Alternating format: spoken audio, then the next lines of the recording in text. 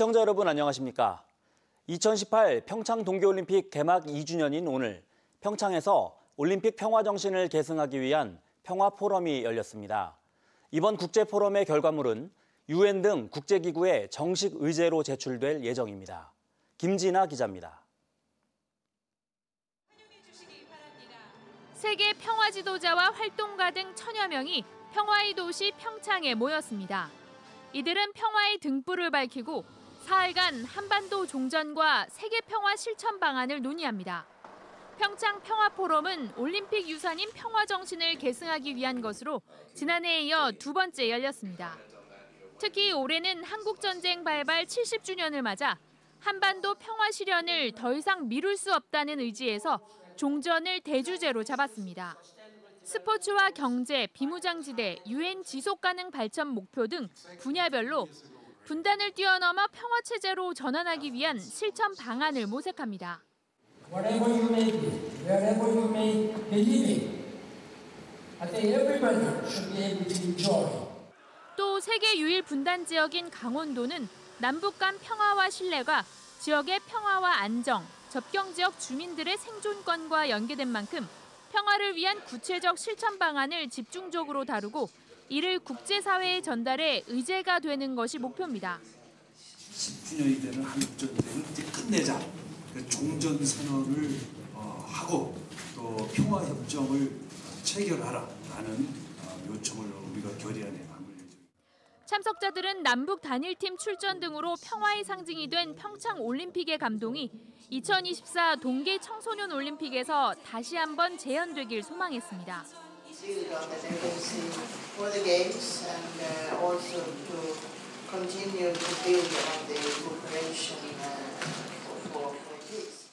이외에도 UN 창립 75주년 특별 세션과 평창군 등 다양한 기관이 11개 세션을 열어 평화를 주제로 열띤 논의를 펼칩니다. 이번 포럼에서는 앞으로 10년간 평화를 위한 구체적 실천 목록이 담긴 평창 평화의제 2030도 채택될 예정입니다. MBC 뉴스 김진아입니다. 춘천시가 마련한 청년 창업 공간 근화동 396에는 창업 희망자 18명이 입주해 창업의 꿈을 키우고 있습니다. 하지만 춘천시의 지원은 이들 창업 희망자들에게 실질적인 도움을 주지 못하고 있습니다. 박민기 기자입니다. 경춘 복선전철이 개통되면서 짜투리 땅으로 변한 춘천시 근화동 396번지. 지난해 10월 춘천시는 이곳을 청년 창업 공간으로 만들어 39살 이하 창업 희망자 18명에게 제공했습니다. 다른 청년 창업단지와는 달리 공방이 함께하는 수공예, 즉 핸드메이드 분야가 주축입니다. 공방별로 각종 상품이 출시되곤 있지만 판로와 기업 홍보가 문제. 지출이 증빙이 안 되는 그런 유료 그런 데다가 저희가 이렇게 개별적으로 홍보를 할 수 있는 방법밖에는 없어요. 근데 이렇게 시랑 지자체랑 이렇게 같이 연계를 해서 같이 홍보를 하게 되면 매월 춘천시에 내는 임대료도 부담이지만 제공받은 면적이 좁아 공동 전시와 판매는 엄두를 못 내고 있습니다. 특히 획일적인 시설 구조물과 단순한 외관은 최우선 해결 과제로 꼽히고 있습니다. 이 공간 전체적인 디자인을 할 수 있는 전문가에게 위탁을 해서 여기서 관광객들이나 구경꾼들이 와서 좀 더 오래 머물 수 있도록. 춘천시는 1, 2년으로 제한된 보유 기간을 늘리거나 경영비 부담을 줄이는 조례 제정 등 지원 방안을 찾고 있습니다. 하지만 문제는 상품화 이후 판매와 마케팅, 그리고 공간적 자립과 생존이 목표인 창업 생태계에 대한 적응력. 특히 창업 자금이나 운영비, 인력 관리 방안을 갖추지 못한 청년 창업가의 홀로서기는 아무리 근화동 396이라도 녹록지 않은 것이 현실입니다. MBC 뉴스 박민기입니다. 동해시는 하천 수량이 적어 가뭄 때마다 상수원 확보에 어려움을 겪고 있습니다. 특히 망상동과 바란동 등 북부권 지역은 취수원 확보마저 쉽지 않았는데 동해시가 최근 남부권과 북부권의 상수관로를 통합해 주민들의 식수 사정이 나아질 걸로 기대됩니다. 김형호 기자가 보도합니다. 강릉 옥계 지역 하천에 있는 취수장입니다. 동해시는 이곳 하천수를 정수해 북부 지역 5천여 가구의 식수를 공급하고 있습니다.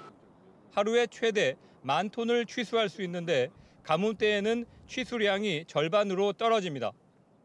이곳에서는 동해시에서 필요한 물의 4분의 1가량을 취수하고 있는데 극심한 가뭄 때면 취수에 어려움을 겪고 있습니다. 동해시는 원활한 식수 공급을 위해 남부와 북부권의 수계를 통합했습니다. 시내 중심지의 배수지에서 북부권 정수장까지 4.3km를 송수 관로로 연결한 겁니다. 이달부터 하루 4,000톤의 물이 남부권에서 북부권으로 공급되면서 석회 성분이 많았던 북부권의 수돗물 경도도 20%가량 낮아졌습니다. 이제 세운 정수장 같은 경우는 가뭄 시에 달방대 물을 이제 공급받을 수 있어서 그 물을 정수를 해서 북부까지 이제 공급할 수 있는 그런. 남부권의 신규 취수원도 개발됐습니다. 동해시에서 생활용수로 사용하는 물은 하루 최대 5만 톤. 가뭄이 심할 때면 달방댐에서 하루 최대 2만 톤의 물을 사오고 있는데 전천에서 하루 10,000톤을 취수할 수 있게 취수장을 개량했습니다. 동해시는 앞으로 300억 원을 들여 누수율을 줄이는 상수도 현대화 사업을 통해 만성적인 물 부족을 해소한다는 계획입니다. MBC 뉴스 김영호입니다. 신종 코로나 바이러스 감염증의 영향으로 피해를 받는 도내 수출품 가운데 보석류인 옥이 가장 큰 타격을 받을 걸로 보입니다. 강원도에 따르면 도내에서 해외로 수출되는 보석류는 옥이 유일한데 특히 옥은 지난해까지 100% 중국으로만 수출됐습니다. 이에 따라 강원도는 일본 등 여러 아시아 국가로 수출국을 다양화하는 방안을 고민하고 있습니다. 이 밖에 게는 중국 수출이 78%, 화장품은 42%, 의약품은 15%가 중국에 집중돼 있어 신종 코로나 바이러스 감염증 사태로 인한 피해가 불가피한 실정입니다. 올해 들어 발생한 산불 가운데 도내 피해 면적이 전국에서 가장 넓은 걸로 나타났습니다. 산림청에 따르면 올 들어 8일까지 전국적으로 39건의 산불이나 10.99헥타르의 피해가 발생했습니다. 경기도가 16건으로 가장 많았고 강원도에선 7건이 발생했지만 피해 면적은 7.89헥타르로 가장 넓었습니다. 도내 산불은 지난해 같은 기간에 비해선 건수는 절반으로 피해 면적은 7% 수준으로 낮아졌지만 산림당국은 산불이 발생하지 않도록 주의를 당부했습니다. 영리 목적에 따라 건축물을 불법으로 용도 변경할 경우 이행강제금이 최고 4배까지 늘어날 전망입니다. 국토교통부는 영리 목적 불법 개조 등 건축법령 위반에 대해 이행강제금 가중치를 2배로 올리도록 지자체에 권고했습니다.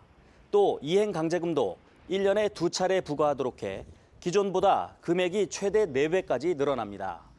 이번 조치는 지난 설날에 발생한 동해 펜션 사고 재발을 막기 위해 내려졌습니다. 동해시 펜션 폭발 사고와 관련해 원주시도 미신고 불법 숙박업소에 대한 조사에 나섭니다. 원주시는 2개 반 8명으로 점검반을 구성하고 이달 말까지 관내 숙박업소를 돌며 미신고 영업과 안전기준 준수 여부 등을 집중 점검한다고 밝혔습니다. 뉴스를 마칩니다. 고맙습니다.